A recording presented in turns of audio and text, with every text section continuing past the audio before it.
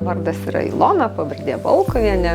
Esu UAB Vėjų Fėja edukacinės sodybos direktorė, savininkė, edukatorė. Daug metų dirbu su vaikais, organizuoju stovyklas, įvairius meno renginius ir šiandien esu Santariškių ligoninėje su vaikučiais, kur mes tapom ant šilko.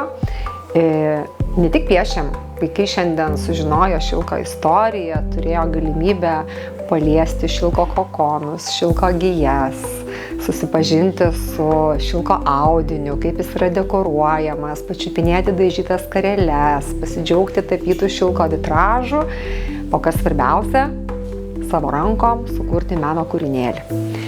Nudekoruoti keliais etapais, dėl to, kad šilko tapyba atliekama yra keliais etapais. Mes kuriam eskizą, savo piešinį, po to su kontūrais, darom linijinį piešinį ir pabaiga yra labai tokia terapinė, kad dalijame spalvas, tos spalvos maišosi ir tai yra iš tikrųjų toks labai malonus procesas.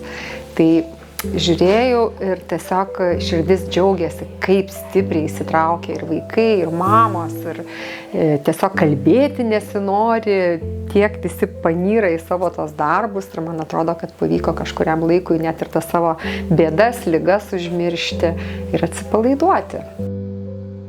Svarbiausias palinkėjimas tai žinoma, kad būtų, kad visi vaikai pasveiktų.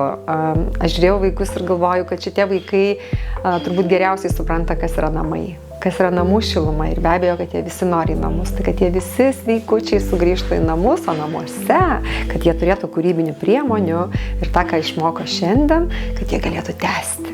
Nes kūryba yra džiaugsmas.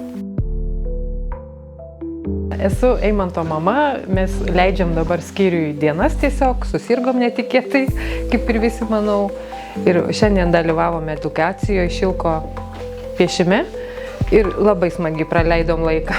Nerealiai iš tikrųjų, atsipalaidavom labai ir labai smagu buvo. Pirmą kartą piešiau ant šilko, tai labai sužavėta likau. Ir tiesiog taip galvą pravedino, kad labai džiaugiuosi.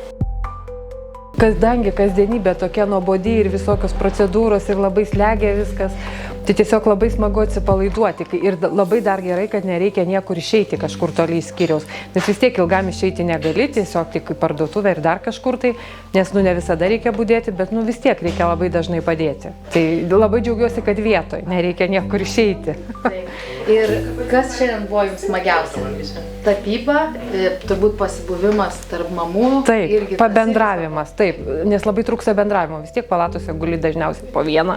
Mes jau 3 mėnesį po vieną gulim, tai kažkaip tai, aišku, keičiamės kartais su vyru, bet labai tiesiog, smagu išeiti tarp žmonių, nes trūksta to bendravimo kitą kartą. Ir iš tikrųjų tai bendravimą riboji.